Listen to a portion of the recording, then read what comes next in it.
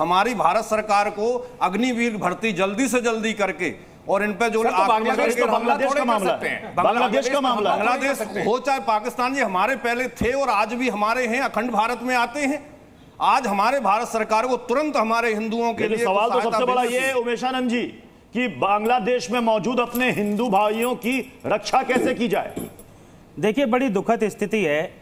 जिस प्रकार से चित्रों के माध्यम से, वीडियो के माध्यम से हम लोग देख रहे हैं कि हिंदू मंदिरों को, बहन बेटियों को जिस प्रकार से वहां पर हिंदू को मारा जा रहा है, काटा जा रहा है, ये बड़ी दुखद घटना है। एक देश के अंदर तख्ता पलट होता है और वहां का राजनीतिक समीकरण में हलचल हो जाती है, लेकिन उसका परिणाम किस रूप में निकल रहा है कि वहां रहने वाली बड़ी संख्या में हिंदू समाज को टारगेट कर कर उनको मारा जा रहा है।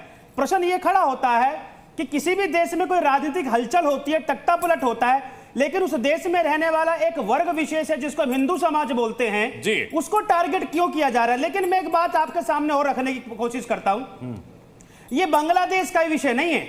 आज संसार भर के अंदर जहां जहां इस आपने एक शब्द का प्रयोग किया है कि इस्लामिक कट्टरवाद, अब ये इस्लामिक कट्टरवाद जहां जहां संसार भर के अंदर है, वहां पर रहने वाला एक वर्ग विशेष, विशेष तौर पर हिंदू, वह प्रताड़ित होता है, मारा जाता है, काटा जाता है। मैं वीडियो में देख रहा हूं कि बहन बेटी चिल्ला रही है, हमको बचाओ। अरे कितने दुर्भाग्य की स्थिति हो गई कि हिंदू बहन बेटी अपनी आबरू की रक्षा करने के लिए चिल्ला रही हैं और हम टीवी पर देख रहे हैं। वो कौन बचाएगा उन लोगों को, उनकी रक्षा कैसी होगी। मैं कहता हूं भारत की सरकार को और संपूर्ण भारत के और संसार के सनातनियों को अब सोचना पड़ेगा कि अगर इसको नहीं रोका गया, यही स्थिति भारत के अंदर आएगी और तिल तिल कर, चुन चुन कर हिंदू मारा जाएगा, काटा जाएगा। एक रिपोर्ट अपने दर्शकों को दिखाते हैं। बांग्लादेश को छात्र आंदोलन की आड़ में हिंसा की आग में झोंक दिया गया। पड़ोसी मुल्क में चारों ओर से लगातार आग की लपटें उठ रही हैं। प्रदर्शन की आड़ में न जाने क्या क्या वहां पर किया जा रहा है। इस बीच बांग्लादेश में कई जेलों से कैदी भाग गए। भीड़ ने पुलिस पर हमला करके कैदियों को रिहा करा लिया। जेल में कैद कई आतंकी, खूंखार आतंकी भी अब आजाद घूम रहे हैं, जिससे भारत के लिए बड़ा खतरा पैदा हो गया है। और इन सबके पीछे है 3.5 फीट का एक मौलाना। देखिए बांग्लादेश को कैसे इस मौलाना ने नफरत की आग में झुलसा दिया।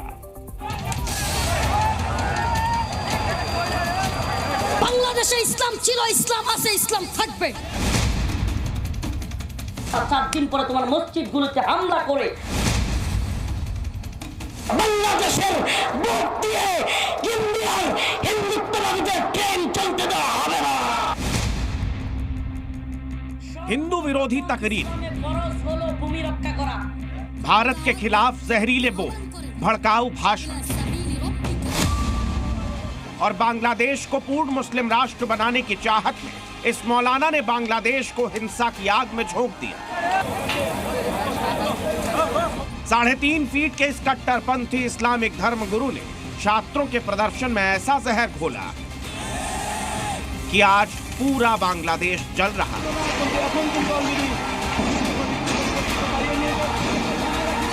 बांग्लादेश में इस इस्लामिक प्रीचर ने आरक्षण विरोधी प्रदर्शन की आड़ में पूरे मुल्क को मिट्टी में मिला दिया है। मौलाना ने छात्रों के प्रदर्शन को हिंसक बनाने में क्या रोल प्ले किया, उसे समझने के लिए आप पहले इस 3.5 फुटिया मौलाना की तकरीर तो सुनिए। একটা ফোকাস করতে হবে, একটাই ফোকাস, এই দেশ মুসলমানদের, এই দেশ জয় শ্রীরামের নয়, এই জয় আল্লাহু আকবার। এদেশের সকাল হয় আল্লাহু আকবারের ধ্বনিতে, এদেশের বিকাল হয় আল্লাহু আকবারের ধ্বনিতে, এদেশের আকাশ বাতাস প্রকম্পিত হয় আল্লাহু আকবারের ধ্বনিতে। सरकार के खिलाफ इस विरोध प्रदर्शन को इस 3.5 फुट के मौलाना ने हिंदू मुसलमान का रंग दे दिया। बांग्लादेश अगर आज जल रहा है तो इस आग में घी डालने वाला यही मौलाना। बांग्लादेश में आज अगर नफरत की बयार बह रही है तो ये नफरती जहर घोलने वाला यही मौलाना है, जिसका नाम है रफीकुल इस्लाम मदनी। हिंसक प्रदर्शन के पीछे इस शख्स का नाम कैसे सामने आया, अब वो देखिए। बांग्लादेश में हिंसा की आड़ में कई जेल पर भीड़ ने हमला कर जेल के अंदर बंद खूंखार कैदियों को रिहा करवा दिया। उपद्रवियों ने शेरपुर जेल पर हमला बोला। शेरपुर जेल से 500 कैदी फरार हुए। इसके अलावा दमदमा कालीगंज इलाके में जेल ब्रेक की घटना हुई। काशिमपुर जेल में भी भीड़ ने हमला बोल दिया। जेल ब्रेक की घटनाओं के बीच एक सोशल मीडिया पोस्ट वायरल हुआ। रफीक ने सोशल मीडिया पोस्ट में लिखा, फौज कैदियों पर फायरिंग कर रही है। भाइयों, जल्दी से जल्दी काशिमपुर जेल पहुंचो। हमारे भाइयों पर यह अत्याचार बर्दाश्त नहीं किया जा सकता और उन्हें जल्दी से जल्दी रिहा करवाओ। मदनी की इन्हीं तकरीरों का असर है कि आज बांग्लादेश में हिंदुओं पर हमले हो रहे हैं, जेलों पर हमले हो रहे हैं और आज खूंखार आतंकी सड़कों पर सरेआम घूम रहे हैं। दरअसल नवंबर 2023 में काशिमपुर सेंट्रल जेल से ही मदनी बाहर आया। शेख हसीना सरकार का यह कट्टर विरोधी रहा। बांग्लादेश में इस्लामी शासन की पैरोकारी करता आया। रफीकुल इस्लाम मदनी हिफाजत इस्लाम नाम के एक संगठन से जुड़ा है। माना जाता है कि हिफाजत इस्लाम खुफिया एजेंसी ISI के इशारे पर काम करती है। इस संगठन पर आरोप लगते रहे हैं कि इनका संबंध तालिबान से। मदनी कहने को तो दीन और ईमान की बातें करता है, लेकिन सालों से बांग्लादेशी अवाम की नसों में नफरत का जहर घोलता आया है और अब यह जहर पूरे मुल्क को जला रहा है, जिसकी चपेट में आकर वहां के हिंदुओं की जान आफत में आ गई। ब्यूरो रिपोर्ट, ज़ी मीडिया।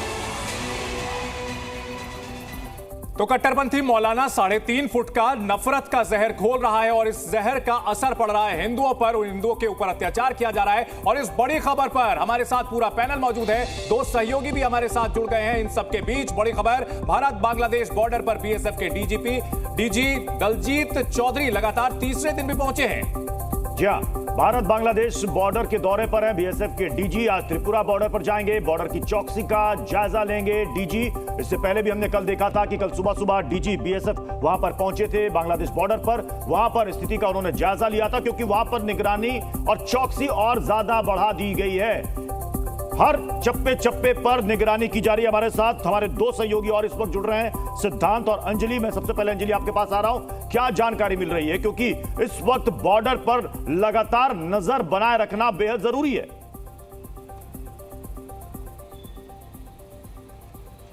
देखिए, बिल्कुल जहां तक बात करें भारत बांग्लादेश बॉर्डर की, तो काफ़ी अहम हो जाता है और ऐसे में लगातार जब से ये अंदेशा हो गया था सरकार को, उससे पहले ही मूवमेंट जो है शुरू कर दी गई थी। DG BSF पहले ही पहुंच गए थे कोलकाता, जहां पर उन्होंने मुआयना किया था बॉर्डर का। कल 24 परगना डिस्ट्रिक्ट में वो मौजूद थे और तमाम उन संवेदनशील इलाकों का उन्होंने दौरा किया था, जहां पर सबसे ज़्यादा कह सकते हैं, एक तो सबसे ज़्यादा एरिया जो है अब पश्चिम बंगाल से लगता है बांग्लादेश बॉर्डर का, और उसके बाद त्रिपुरा। तो उन तमाम इलाकों का कल भी जायजा लिया, वहां पर जवानों से मुलाकात की।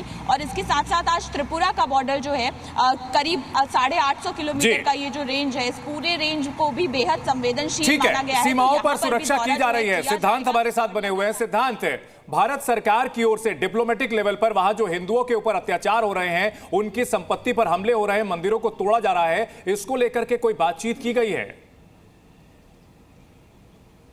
देखिए, कल हमने external affairs minister doctor S Jaishankar का स्टेटमेंट देखा था, जहां पे डॉक्टर एस जयशंकर ने एक तो से कंसर्न्स जाहिर करे थे माइनॉरिटीज़ को लेकर, और ये कंसर्न्स बढ़ते जा रहे हैं। हमने देखा है विजुअल्स आ रहे हैं वहां पे, जैसे माइनॉरिटीज़ पे अटैक हो रहा है, वायलेंस सबको इम्पैक्ट कर रहा है। अवामी लीग जो पार्टी है, जो शेख हसीना की पार्टी है, उनके ऑफिशियल्स के घर टारगेट करे जा रहे हैं और विजुअल्स भी आ रहे हैं। पर कहीं ना कहीं भारत का भी बड़ा फोकस माइनॉरिटीज़ पे तो है ही, पर अपने डिप्लोमेटिक मिशंस पे भी है। कल एक्सटर्नल अफेयर्स मिनिस्टर ने एक इंपॉर्टेंट बात कही। उन्होंने कहा कि जो होस्ट गवर्नमेंट है उसे सिक्योरिटी प्रोवाइड करनी चाहिए इंडियन डिप्लोमेटिक मिशंस को लेकर। तो ये एक बड़ा, यानी कि भारत सरकार स्थिति पर नजर बनाए हुए है और वहां पर यह दबाव बनाया जाएगा कि हिंदुओं को वहां पर प्रोटेक्शन दिया जाए। अब सवाल यहां पर यह है, आचार्य विक्रमादित्य जी, अभी आपने देखा वो जो मौलाना था, जो लगातार तकरीरों के जरिए वहां पर इस्लामिक कट्टरपंथ को बढ़ा रहा है। अब यह बताइए कि पूरे वर्ल्ड में गाजा को लेकर, फिलिस्तीन को लेकर